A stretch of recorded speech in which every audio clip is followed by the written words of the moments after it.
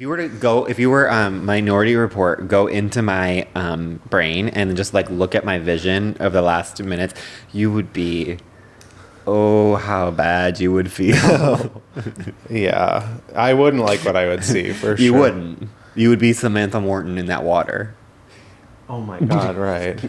I'd be Samantha Mumba in that water. You'd be Samantha Mumba in Time Machine. I'd be Samantha Mumba in any body of water because you know she's splashing around. Samantha Mumba is truly like, where did she go? We want you back. What was her song? The name is escaping me at the moment. But her name never will. That's the truest thing is, you know, you remember her name, you don't remember the song. Oh no. Greg? I thought this was a duet. Oh, so you're just going to sing all the parts? Those are not the right sounds. Can you hear me?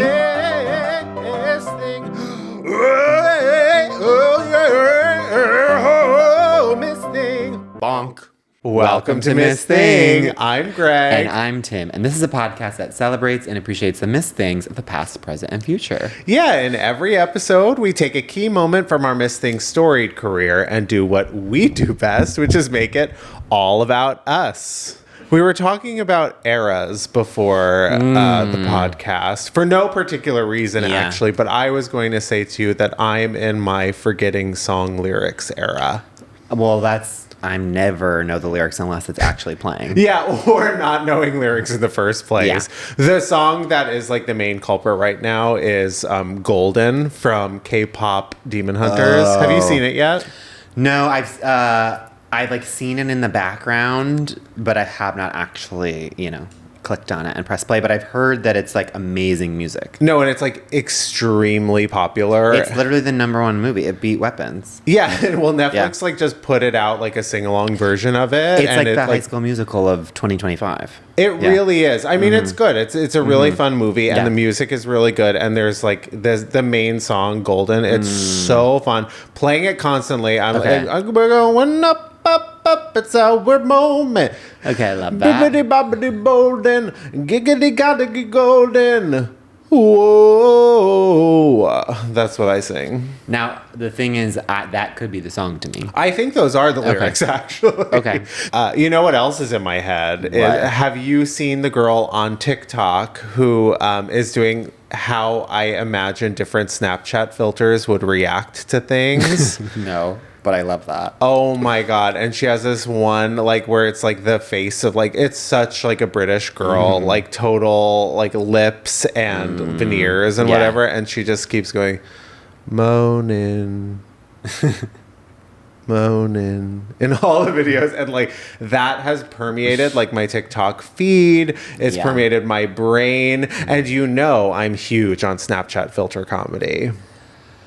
Did you ever go through a Snapchat phase? I never even had. No, I went through a huge Snapchat comedy phase of myself. The Lost Tapes, at one point, I think it was during COVID, I was making videos of myself singing with the Snapchat filters, but also the voice changers. Oh. And I had a secret account. It was followed by like one person, and it was like just for like my close friends. Called Interesting. Called Gregory Broadway. And it would be me singing like wicked songs, like with that bowl cut, and I'd be like, and it was actually hilarious. Maybe I should revive Gregory Broadway now that Snapchat filter comedy is back. And I think that is a perfect transition into our first segment, Dod Mom Sauce, a.k.a. Doll of the Day, Mother of the Moment, Sister of the Second. Our first and most famous segment where we take a person, place, or thing that we are currently super obsessed with. Yes. And Tim, do you want to go first? Yes, I'm bursting at the seams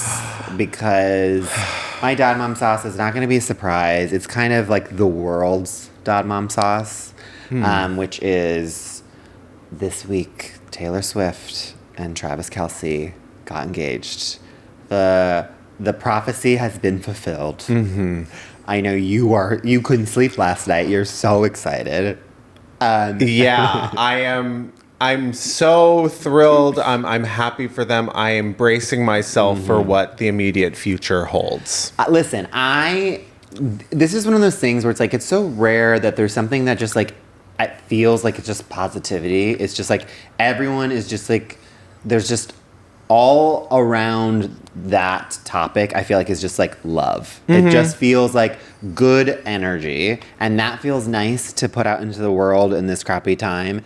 I was thinking about this. Do you think that she's going to have like, because I'm shocked that she even posted it. Like, I would have thought she might have posted wedding photos like after it happened. But the idea of them doing it pre-wedding, because now it's like, they already have such media scrutiny, but how the hell are you going to be able to pull that off in secret unless you like don't? Are they trying to pull it off in secret? I would imagine she would want to, but now I'm like, literally it's going to be like an ABC primetime special. Well, see, that's the thing. I think it's beautiful. I do think that there's genuine love there, and I'm genuinely happy for Taylor Swift, because I think this has been a long journey to find the one for her, based on what I know. Yeah.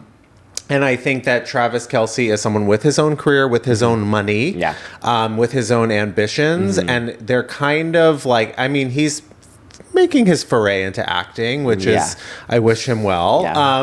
But I think that they do separate things. In that regard, they're also compatible. And they're acting. They're acting. Totally. They're very compatible. Yeah, I think they're definitely, that's where they meet in the middle. That's where their Venn diagram connects. And I think that they're both very media savvy. It's interesting timing, you know, with the announcement of the album. It all feels very constructed. Listen, I see that, and I'm not going to deny it, but then the other half of me is like, if there is one artist that doesn't need to like drum up more, she was literally drumming up like the entire media storm over 5 different variants of her cover in a way that like no one else would care about, that I'm like, yes, this, like what I understand why people could think that, but I'm kind of like, I really don't think that that's the thing, because one, she's already proven that she can drop albums and they can still break records. So it's like, she doesn't need to do that. I do think it's just the fact, the timing makes it look like that, but I don't think she's doing that to get like more album sales. I don't think it's necessarily about the album sales. I think it's about a press cycle. And I hesitate to say, because I don't hate the player or the game. I just think that like there's a time when if you're like going to be in the media, if you're going to be promoting things, if you're going to be written about and everything, I think why not do it all within the course of like a cycle, so that when the cycle's over, maybe when the wedding's over, we can like take the honeymoon. We can maybe like be out of the press for maybe a week. But do you think that she's ever not in the cycle? I'm not sure she's capable of not being in the cycle. And again, don't hate the player, don't hate the game. I mean, she kind of did invent, like I do think, and there actually are courses on her in colleges now, but I'm like, she is someone who needs to be studied for how media savvy she is. Like she has, in a way that literally you can't name another artist that has been able to control the media and her image and her brand better. Even like, listen, Beyonce is the queen. But she goes away for a while. But she goes away, and also she just doesn't have the same like mastery that Taylor does when it comes to being able to control the narrative in a way that is like, but it's also because I don't think Beyonce wants to control certain things, and I think Taylor just has like, Taylor also, as she even says, she is like a little bit of a Zodiac killer, self-professed, where it's like she loves to do those Easter eggs that drums up so much more like media coverage than, you know, another artist. She lets the fans take it, whereas I think Beyonce kind of lets the fans take it, but then she's like, this is actually what I'm doing. Whereas I think Taylor allows like the conversation to continue around her, and allows her fandom to sort of like exist in their own world. And there's no like judgment there, which I think is beautiful. I think it's really, like, I'm curious to see what is going to come of this. And I wish them well. Like I actually genuinely do wish them well. And the thing that I like, the last thing I will say about it is like what I enjoy is we've all seen the photos. It's like a beautiful backdrop, and like that is his backyard. Oh, is it? Yeah. It's so like English rose garden. But I was gonna say like just the fact that clearly he has money to like that's clearly like something she would want in a way that it's not like at her house, or it's like he's being like, well, you've got the money, so like let me do your, like I was like, oh, what's cool is that this is all from your own money. Like you did this in your backyard. That's what your backyard looks like. Yeah. Insane. It feels like a perfect evolution to like the Taylor story at this moment in time. What is the announcement? It was like your English teacher and your gym teacher are getting married. Well, your drama teacher is taking a nap because I'm exhausted for them. Well, I saw a funny tweet, which was, well, then who the hell's the music teacher? Oh, yeah, exactly. But also I saw a hilarious tweet, too. It's like to the whole media cycle thing, her announcing her next album during the vows, which she would do. She might just do it. And to that, we the world will be watching. Yeah. Whether we want to or not. So congrats, Taylor, and what is his name? Travis Kelce. Travis Kelce. Yeah. Congratulations to you. Cheers. Okay, but enough about Taylor. What is your dad mom sauce? I'm very musical today. Okay. So my dad mom sauce is Jealous Type by Doja Cat. Ah, okay. In a summer where we thought we did not have a song of the summer, this song has come sweeping through an absolute Titanic hit. Have you heard it? I have heard it once. It did not grab me, but I will say it was like at the gym in the background, so I haven't actually like listened to it. Perfect place. I remember being like, what is this? And then I was like, okay, and I didn't dislike it, but it didn't like overwhelm me. Jealous Type by Doja Cat wants me to throw on my nicest, chicest power suit. Biggest shoulder pads you could imagine. Highest pumps, silk stockings, hair high to the gods. Aquanet absolutely tearing a hole in the fucking ozone layer. Ordering a businesswoman special and marching my ass to the boardroom. Wow. My favorite position is CEO when I listen to this fucking song. And do you know who wrote it? Well, the thing that I love most about it, I think it's very, very interesting that it is being produced by Jack Antonoff. That's what I meant when I said at a time that there is no actual way to sort of dig into proof. Yeah. But it does feel like Jack Antonoff has taken a little bit of a social hit recently. Yeah. It feels like he's been... It feels like he's been, like abandoned a little bit by some of the artists who he's made really big. Like he's really developed their recent sound. Lorde very openly was not working with him on this latest album.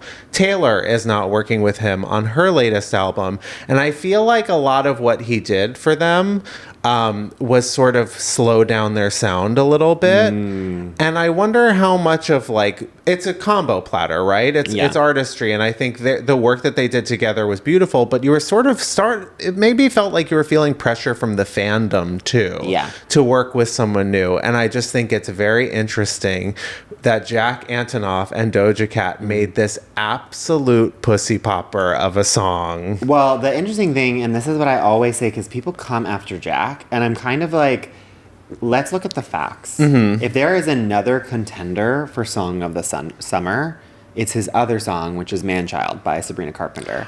I didn't know he did that. Yeah, so I'm kind of like, people say that they're sick of him, but I'm like, but are you? And I have a feeling is going to have his handprints all over Sabrina's album. I haven't done any research on that, but I do believe he's going to have some songs on that. Well, I think it's easy to forget that he is a very prolific, very strong producer, but I think he's been very closely tied to these artists who have maybe started to feel like they're sounding the same a little bit, and you don't know like how much, like what that is, if it's the artist, if it's him, if it's their collaboration, but maybe their collaboration was done for the moment, and Jack is now moving on to new artists.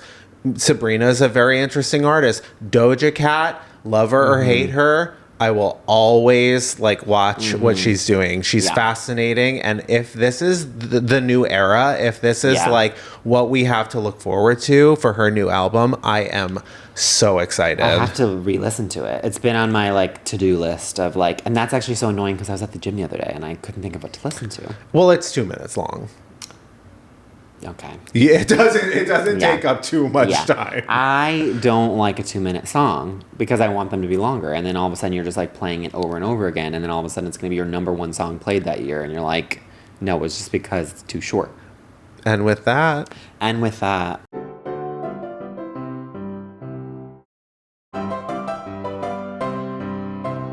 We're back. And it's time for our Miss Thing of the Week. Yes. And this is like a true workhorse. I feel like I've said that last week and I'm saying it again this week. Well, we love our workhorses here on the podcast. Yeah.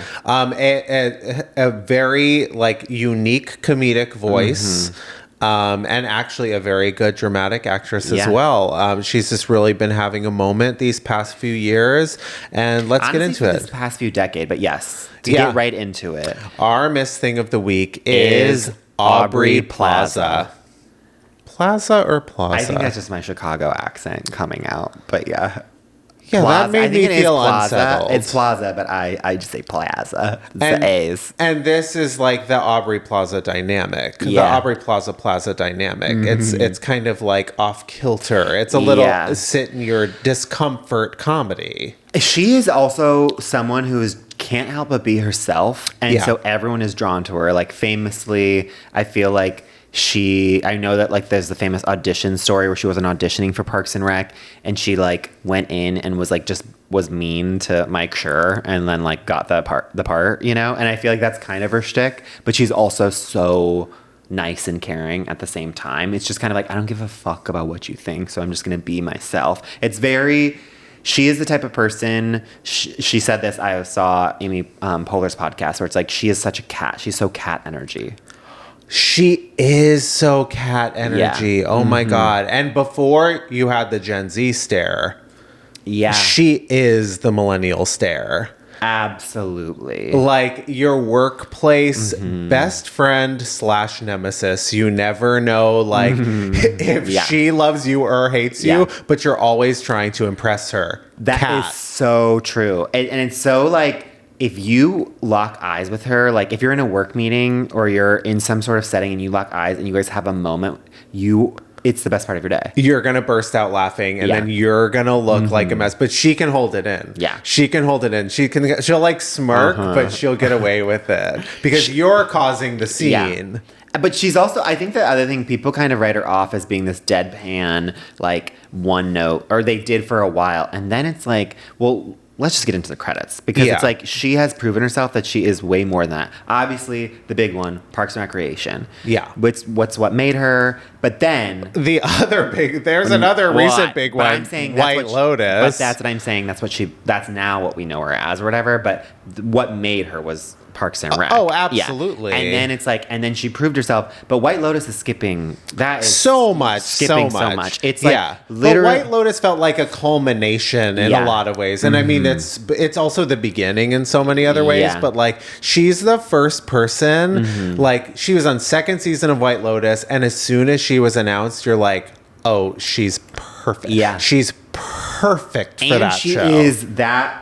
The storyline between those two couples is the best part of season 2, and season 2 is the best season. Yeah. So it still like shows just how like indelible she is to like the greatest show on TV right now. Agreed. But other credits. Okay, so she's kind of indie darling. Where Ingrid like, Goes West. Yes, she's got Safety Not Guaranteed. I feel like was kind of her first indie that like took off. But it's like she's got Black Bear, recently she had My Old Ass. She has The Little Hours. She has, it's like too many to even like keep track of, where it's like every 6 months she is in a new one. She's in Emily the Criminal. She is in...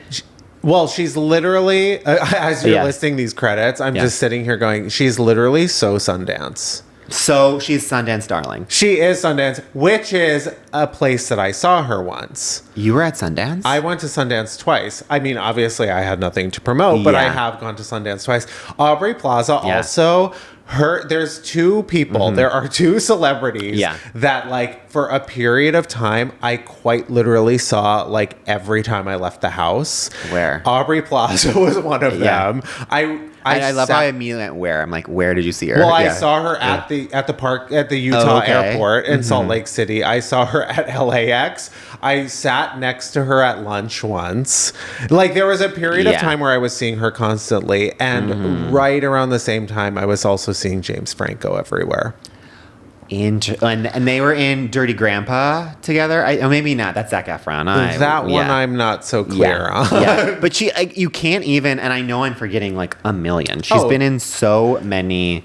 Not to mention, recently, Agatha All Along. I know. And perfect. I honestly think that was like fan casting, too. It's like when that was announced, they were like, she needs to somehow be a witch. Well, yeah. And I think she's a great example of an actor who is like, because they are so themselves, that after a while, like, the audience just gets used to that and wants more, and like they go from being like indie darling into like bigger and bigger thing, and then like they're like, let's put her in Marvel because like she's the only one that can do this. Well, and I also think, and this is what I was going to say about The White Lotus and Emily the Criminal, if you see those two pieces of art, she is not doing what many people know her as, which is like deadpan, maybe dry, very kind of reserved slice of life style of acting. It is so like, I don't know, like it feels like she has like, it went to like the Juilliard or something, you know what I mean? And then like came out on the other side where you're like, this is actually a very skilled actress who is doing a very layered performance, while also being herself. I agree. But she also feels like a real woman with a real life. You know what I mean? Like sometimes there's actors or actresses like that feel like really good at what they do, but you can tell that they're acting, and you can't always tell that she's acting. Which is real skill, like real down home Delaware girl. And the reason we're doing her is because the movie that Greg and I can't get enough of, even though we might not see, is name alone, Honey Don't. Need we say more? I mean, we don't. Honey Don't. Honey, we don't know really what it's about. It seems like a lesbian sort of caper. And hey, that sounds good to me. Chris Evans in a jockstrap, apparently. I don't know why or how. But we're thankful. Honey, due to that. Honey, due to this cast. Maybe we'll see it. It feels like, okay, Honey, don't. I'm going to say this, and I say this with all the love in the world. And like, we support you, Aubrey, and Margaret, and Chris, and the entire cast and crew. We love you.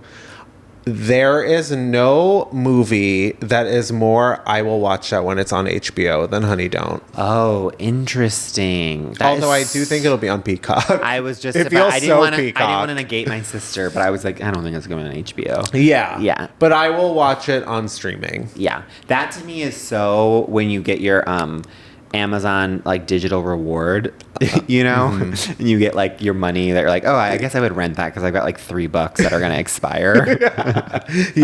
I'll click on that. Honey Don't, I'll get it for 30 days. You get 24 hours after you start it, but you have to really strategically start it. I mean, truly, I think she is also one of the rare people who can do comedy and drama very well.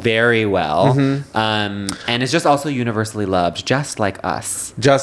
And I do think, last thing I'll say on Aubrey before we get to us, I think she's due for a big award at some point soon. I think she is like a role or two away from something that is really going to get her. No, she is about to play Heidi Fleiss And that she's shooting that very soon. And that to me is like absolutely what she's gonna win a lot of awards for. Awards bait. I think she's close to it, and she doesn't. At least she doesn't give the appearance of wanting it or needing it, which is also, I think, going to really put her over the top. Yeah. I think she's really A-list to begin with, but I think she's about to be like awardsy A-list. Yeah. Mark our words. And okay, then also last thing is well, 20, just about that. Yeah. 20 minutes later. Also last thing is, can we also talk about the Parks and Rec cast? There is not another cast that has gone on to do bigger things. Like it is, okay, first off, her. Yeah. You know, then you have Catherine Hahn. You know, I mean, she wasn't who she is now. Right. She just did a guest spot on that, but people always remember her on and she always says that she gets the most like comments on Parks and Rec. You obviously have Chris Pratt, who became like the biggest movie star. Yeah, Nick Offerman like doing awardsy stuff in Last of Us. Yeah, and then Severance. What's his name? I can't remember his name, but we know. But we know Adam him Scott, and we love him. Adam Scott. For some reason, I actually thought that was his name on the show. I was like, no, that's his real name. Yeah, I think he plays Adam Scott. Adam Scott as himself for sure. Adam Scott. I think I've said this on the pod, but I will say it again. I have seen Adam Scott in a candy store. Shocker that I was in a candy store. He seems and he had the fattest ass. Great butt in a way that I was shocked. I was like, that is a great butt. I'm sorry, I don't know. Listen, I don't know what to say to that because I'll have to believe it when I see it. Adam Scott, come on the pod. But it's like a shelf. It's literally a shelf. Yeah. Okay, and I think you get that from eating candy. So everyone go out and get some candy. Yeah, you two grown men in a candy store. He was famously with his kid. I was famously about to go to a movie. That being said, Adam Scott feels so candy store. Said with love. Oh yeah, there's something about him that's very, and it's not like because that's also my energy. Yeah, I do mean, yeah, sure. I mean that in the same way that I mean it for you, positive or negative. Yeah. It's like a Wonka-esque. Yeah, and you're so man in a van offering candy. Okay. Now it's time to make it about ourselves. Sure. Yeah, we've had enough. Yeah. You know what? I'm gonna make Aubrey Plaza about me. Please. I'm going to go first. I've been waiting for you to. You know, I'm so glad. I wasn't actually sure you were going to bring it up, but I'm so glad you brought up the movie Emily the Criminal. Because I do think that it's a really underrated movie. It's so good. I think it's her best role. It's so good. I felt like that's secretly the movie that like made her. Oh, absolutely. Yeah, like for those of us who have seen it, for those of us who haven't seen Emily the Criminal, basically Aubrey Plaza plays this a criminal. Spoiler. Yeah, she's the titular character, Emily the Criminal. Her middle name, the last name Criminal. Yeah. No, it's a drama. It's very tense, and it's basically about this woman who gets caught up in like a credit card fraud scheme. She needs money, and she ends up like getting caught and like wrapped up in this, and she's like she becomes very good at it, and they like make credit cards. They like make fake credit cards that she then goes in and like uses at like Best Buy or whatever to like buy TVs, and then they resell it. It's like a whole thing. You obviously know. 20 minutes later. This episode's very 20 minutes later. It's so like I see, even though I've never watched SpongeBob a day in my life, I just see the Under the Sea 20 minutes later. In Act 3, she leaves her house. But the best thing about that movie is that I think it's like 75 minutes long. Oh, right. It's like shorter than an episode of our pod. Yeah, definitely. It's shorter than like an episode of Parks and Rec. Yeah. But I remember loving that movie, but because of like the whole like Best Buy like electronic store grift. Yeah. Several years ago. Okay. I was in the market for a new television, so needed to go check some out at an electronics store. And I spent an afternoon there. I was looking at all, like going down the line, like testing the visuals, the sound on all my TVs. But when I was younger, I used to be like obsessed with electronic stores. Really? Yeah, because they had CDs and DVDs. So I went, but since I was in the store, I haven't been, I barely go anymore. Yeah. But since I hadn't been in so long, I decided to take a quick peruse of the DVD section. And I was like looking at the selection and what they had and some of the older stuff. And, you know, I was picking things out too, you know, like looking at the prices.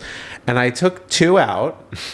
I took Batman Returns, the best Batman, let's be real. Yeah. And Don't Tell Mom the Babysitter's Dead. Great picks. And I was like, how come I don't have either of these? And they were like $5. And I was like, I might get these. So I take them out. I tuck them under my arm.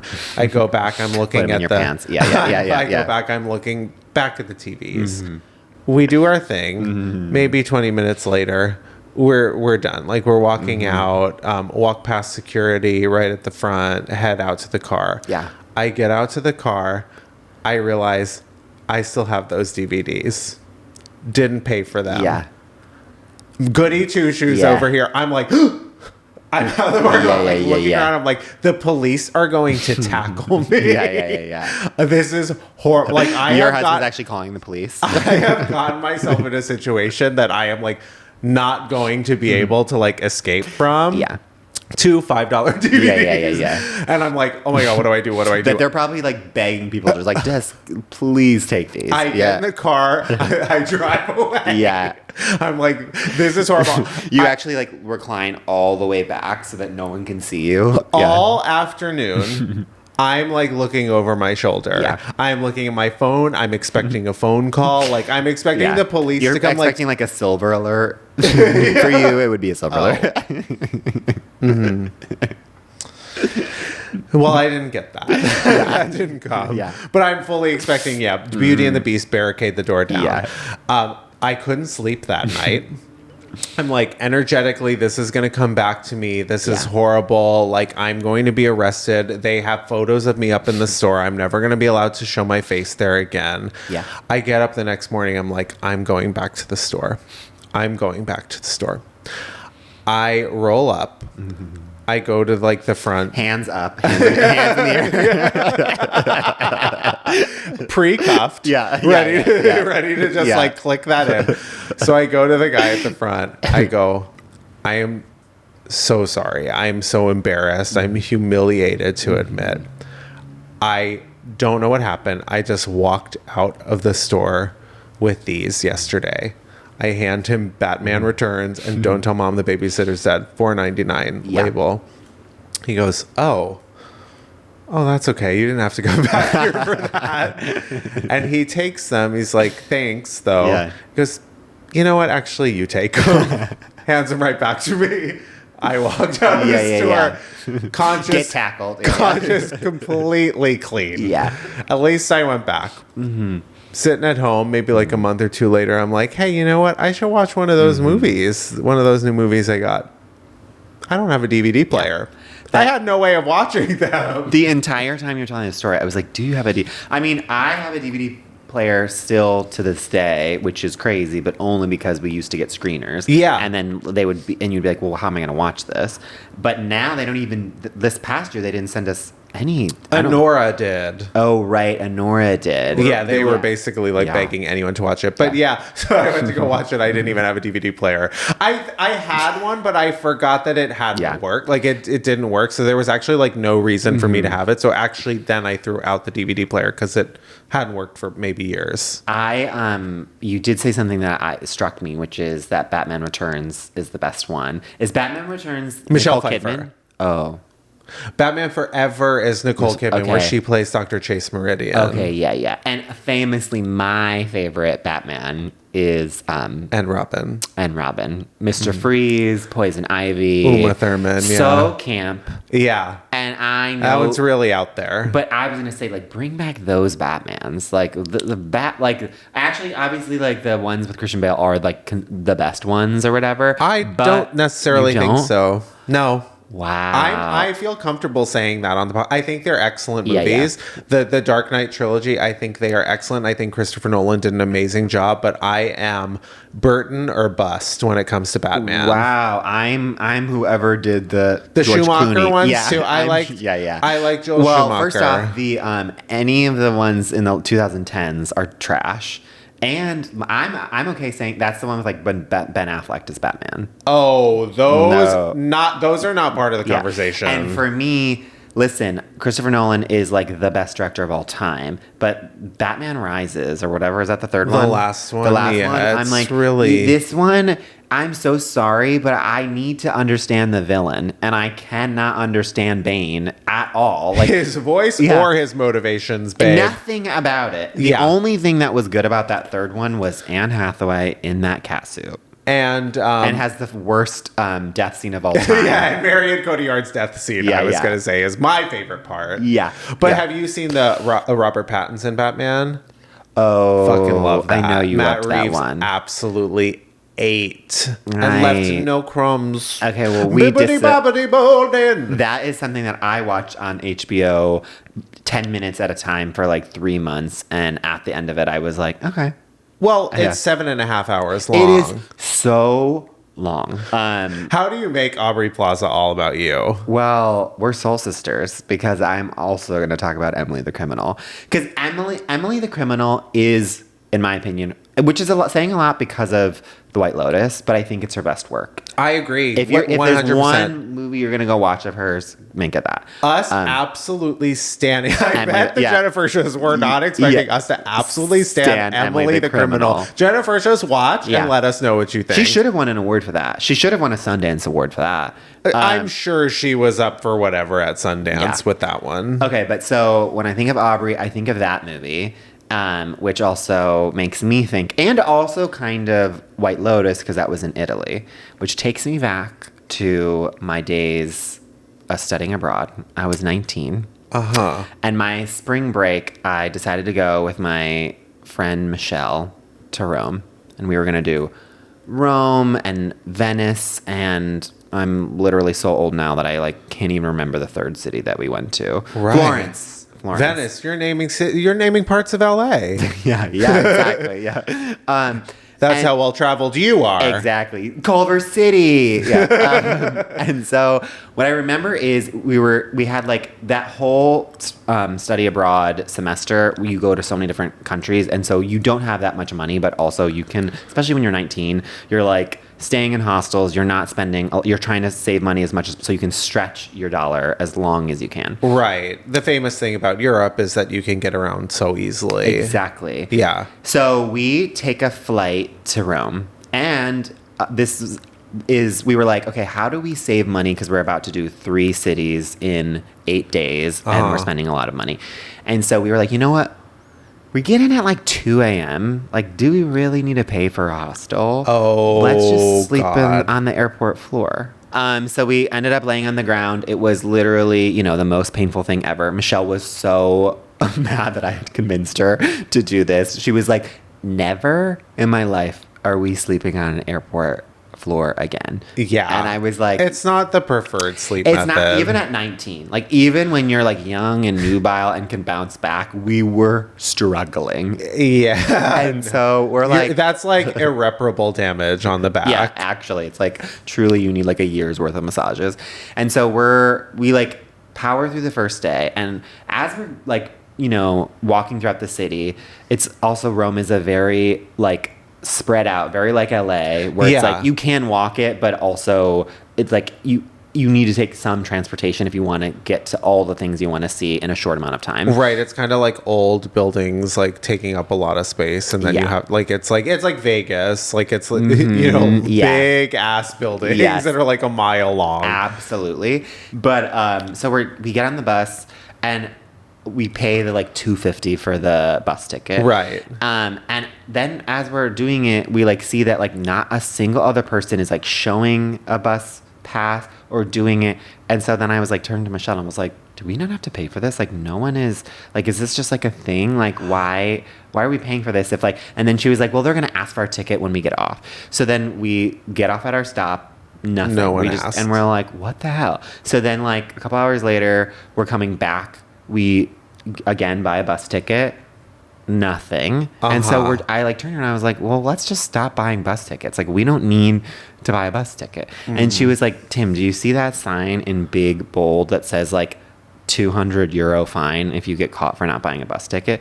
And I was like, okay, well, like, I see that, but clearly no one is doing this. Like, we should do this. And she was like, we are not doing that. I am not getting a €200 fine. I was like, Michelle, like, let's live a little. Like, it'll also be like a rush. And like, no one, like, we've now done 2. Yeah. And then she was like, I'm not doing it. And then the next day we're running late to catch the train and we have to take the bus, but we don't necessarily have time to get a thing. And so I'm like nudging her. I'm like, Michelle, this is fate. Yeah. We just need to get to the train station. We're going to be out of the city. It's our last time to do it. Come on. Like, let's live a little. Oh God. And so she's like, fine. But if we get caught, I swear to God. So we're on the bus, we're going, everything is like fine. We don't buy the bus ticket. We're pulling up to the train station. As we pull up to the train station, a police guard comes on. I don't know if a police guard, but some sort of guard came on and starts asking for everyone's tickets. To which every single person like had like a monthly pass that you don't need to, That's why you don't question things. Yeah. I'm 19. Don't do as the Europeans do. Yeah. We can't do that as Americans. So of course, we get caught. Yeah. We each have to pay a $200 euro fine. Michelle won't look at me, is so pissed. Rightfully so. Not only do we have to pay the €200 fine a piece, we also miss our train. Yeah. Because we're like being detained. You have to like appear in court. Yeah. Yeah. And so upset that then they're like, for whatever reason, it was like, because of like what the schedule was for this trip, like the next 2 trains were sold out. So the next one we could get wasn't until the next morning. It was like insane. I also thought like trains happen every hour. But in Italy, I mean, they're not they're not in such a hurry. Yeah, exactly. So it's like, no, these are full. So then we had to take a flight. And so then where do we end up?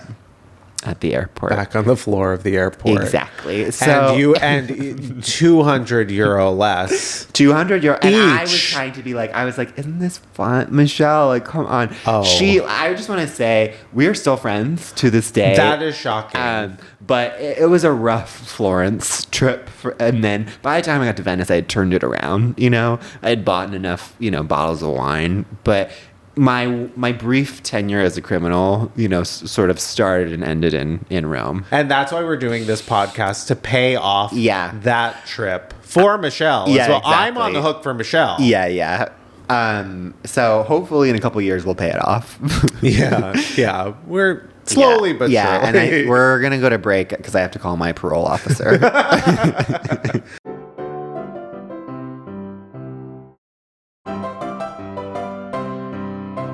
Welcome back. And it's time for Diva Down. Diva Down, of course, is our final segment where we take a person, place, or thing that currently could use our unsolicited gay guy advice. But before we get into that, I'm cutting Greg off at the mic. Okay. I have all the Jennifers just love when I do this.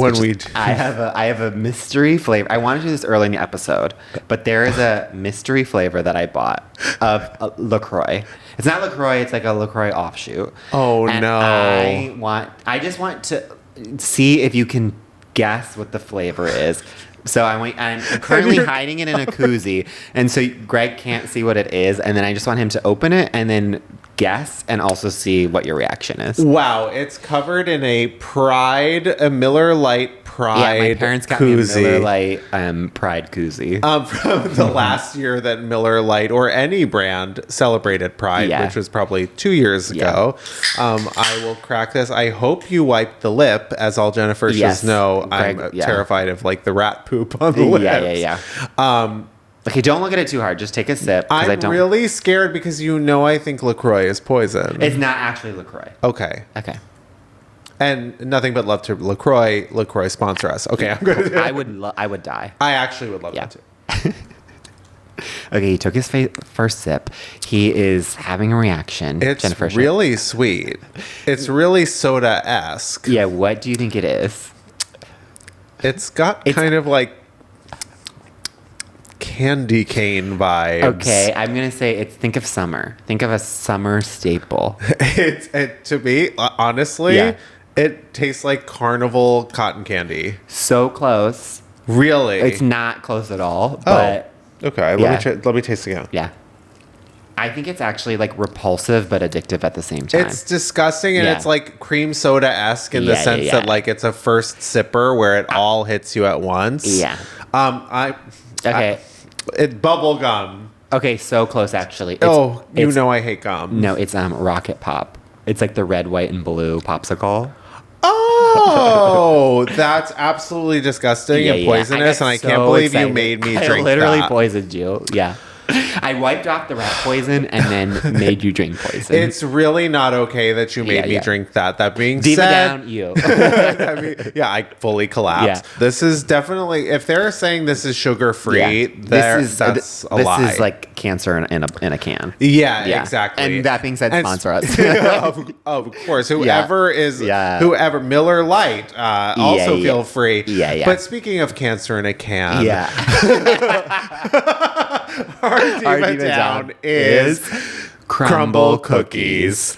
Yeah, and not for the reason you'd think. You know, like Crumbl Cookies has been in the news a lot this week. In particular, because the CEO, the sort of creator of Crumbl Cookies has recently been outed. Yeah. And came out. But that's not what we're going to talk about. It has incited a conversation between the two of us about the taste of Crumbl Cookies. Yeah, our diva down this week is the taste of Crumbl Cookies. Why? Who thought that was a good idea? It's just, I mean, listen, there's a lot of creativity when it comes to the ideas and the cookie flavors, the variation on that. But it's so astounding what this company has managed to do. Yeah. First of all, they're everywhere. It's huge for the people filming themselves in cars community. You know, opening a pink box and sort of filming themselves eating. Yeah. So that's really, Crumbl is for them. That took a minute. Yeah. I sort of went to Pixar cars, and then when you said that, wow, you are so right. Yeah. That is where I am on TikTok, is anyone eating in their car. Me eating this, drinking this. But that is so true. People eating Crumbl Cookies, they look better than they taste, but they don't even really they look so artificial. They look like the type of cookies that are like in the plastic containers at the shitty grocery store in your hometown that like the store kind of made. Yeah. They're like bland sugar. There's random those frosting. Taste even better than these Crumbl Cookies. No, those are way more digestible than Crumbl Cookies. And also like a quick investigation has gone on to like prove that not only are they the most unhealthy thing you can eat, but they also have a lot of cancer causing. Do they really? Yeah. I watched a video about someone someone saying they're cancer cookies. Which applies to the current drink that I'm drinking.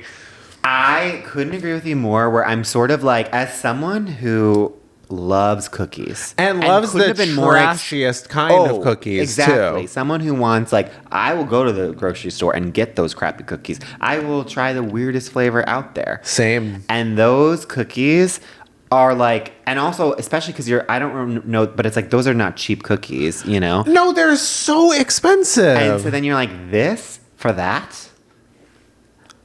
Inexplicable. And so the CEO is a now out gay Republican. Well, and to that I say, now that you are living your best life, put some of that energy that you are now more free to be yourself into the taste of the cookies.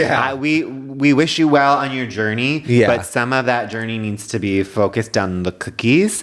And I think I did see a tweet that said he needs to come out with better cookies.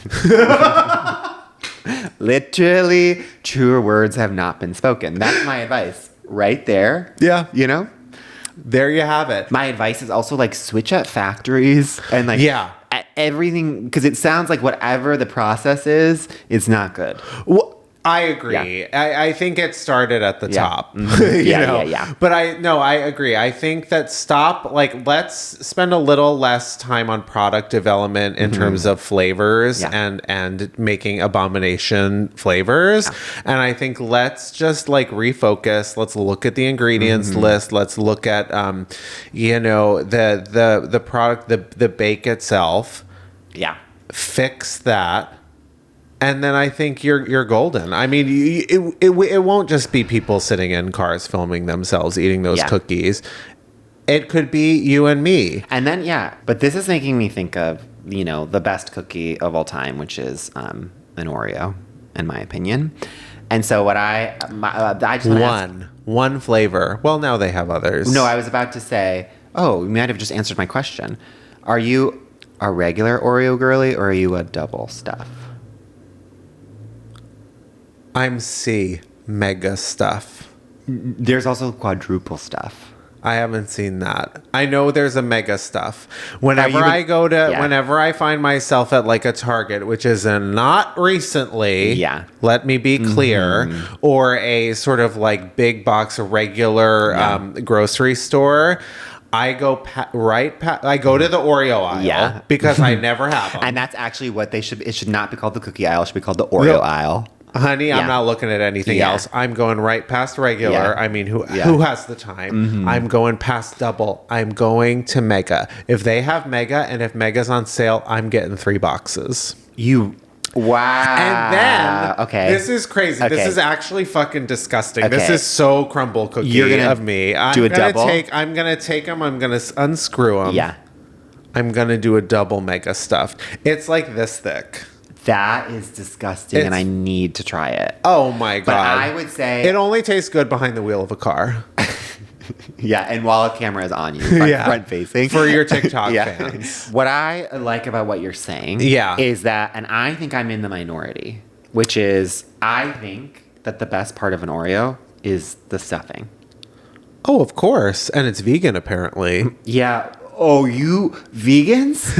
When vegans talk about Oreos, can we talk about this? Literally, they can't get enough about talking about how Oreos are vegan. And you're like, well, that's because nothing in it is actually food. Yeah, it's like, okay, you're going to love Crumbl Cookies. Yeah.